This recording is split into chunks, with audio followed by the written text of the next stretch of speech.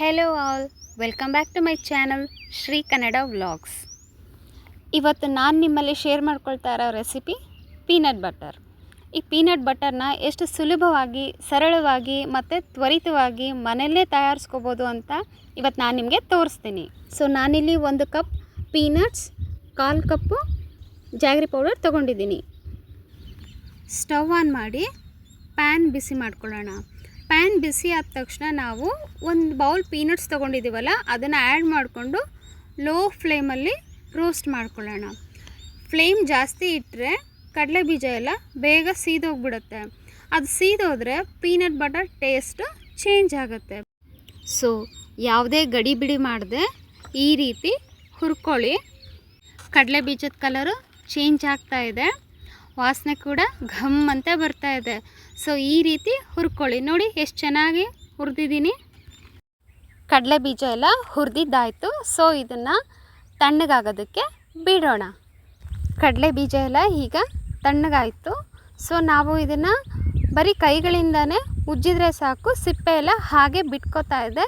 ನೀವೇ ನೋಡ್ತಾ ಇದ್ದೀರಾ ಎಷ್ಟು ಈಸಿಯಾಗಿ ಕಡಲೆ ಬೀಜದ ಸಿಪ್ಪೆ ಎಲ್ಲ ತೆಗಿತಾ ಇದ್ದೀನಿ ಅಂತ. ಸೊ ಈಗ ಇದನ್ನೆಲ್ಲ ನಾನು ನೀಟಾಗಿ ಕ್ಲೀನ್ ಮಾಡ್ಕೊತೀನಿ ಈ ಸ್ಟ್ರೈನರ್ ಸಹಾಯದಿಂದ.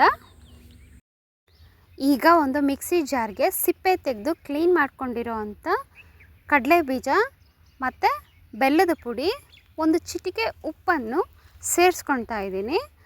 ಬೇಕಾದರೆ ನೀವು ಇಲ್ಲಿ 1 ಸ್ಪೂನು ತುಪ್ಪವನ್ನು ಕೂಡ ಸೇರಿಸ್ಕೋಬಹುದು.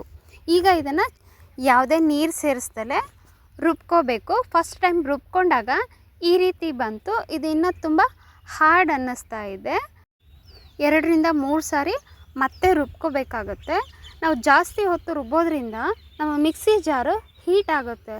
ಸೊ ಅದು ಹೀಟ್ ಆದಾಗ ನಾವು ಅದನ್ನು ತಣ್ಣಗಾಗೋದಕ್ಕೆ ಬಿಟ್ಟು ಮತ್ತೆ ರುಬ್ಕೋಬೇಕಾಗುತ್ತೆ. ಸೊ 2-3 ಸಾರಿ ರುಬ್ಕೊಂಡ್ಮೇಲೆ ನನಗೆ ಫೈನಲ್ ಆಗಿ ಈ ರೀತಿ ಬಂತು. ನೀವೇ ನೋಡ್ತಾ ಇದ್ದೀರಲ್ಲ ಎಷ್ಟು ಸ್ಮೂತಾಗಿ, ಸಿಲ್ಕಿ ಸಾಫ್ಟಾಗಿ ಕಾಣಿಸ್ತಾ ಇದೆ ಅಂತ. ಸೊ ನಮ್ಮ ಪೀನಟ್ ಬಟರ್ ರೆಡಿ ಆಗಿದೆ. ನಿಮಗೆ ಏನಾದರೂ ಸ್ವಲ್ಪ ಕ್ರಂಚಿನೆಸ್ ಬೇಕು, ತಿನ್ನಬೇಕಾದಾಗ ಆ ಪೀನಟ್ಸ್ ಸಿಗಬೇಕು ಅಂತಂದರೆ ನೀವು ಸ್ವಲ್ಪ ಪೀನಟ್ಸ್ನ ರೋಸ್ಟ್ ಮಾಡಿ ಅದನ್ನು ಕೋರ್ಸ್ ಗ್ರೈಂಡ್ ಮಾಡಿ ಹಾಕಬೇಕಾಗತ್ತೆ. ಪೀನಟ್ ಬಟರ್ ರೆಡಿ ಆಯಿತು. ಈಗ ಅದು ಹೇಗಿದೆ ಅಂತ ಟೇಸ್ಟ್ ಮಾಡಬೇಕು. ನಾವೀಗ ಒಂದು ಬಿಸಿಯಾಗಿರೋ ಪ್ಯಾನ್ಗೆ ಸ್ವಲ್ಪ ತುಪ್ಪ ಹಾಕಿ 2 ಹೋಲ್ ವೀಟ್ ಬ್ರೆಡ್ ಸ್ಲೈಸಸ್ನ ಲೈಟಾಗಿ ಬಿಸಿ ಮಾಡ್ಕೊಳ್ಳೋಣ. ಹೀಗೆ ಬಿಸಿ ಮಾಡೋದ್ರಿಂದ ಸ್ವಲ್ಪ ಬ್ರೆಡ್ ಸ್ಲೈಸಸ್ ಕ್ರಂಚಿ ಆಗಿರುತ್ತೆ. ಸೊ ಕ್ರಂಚಿ ಆಗಿರೋ ಬ್ರೆಡ್ ಸ್ಲೈಸಸ್ ಮೇಲೆ ನಾವು ರೆಡಿ ಮಾಡಿರೋ ಅಂಥ ಪೀನಟ್ ಬಟರ್ನ ಹಚ್ಕೊಂಡು ತಿಂತಾಯಿದ್ರೆ ತುಂಬ ಚೆನ್ನಾಗಿರುತ್ತೆ. So finally thank you for watching and keep supporting me.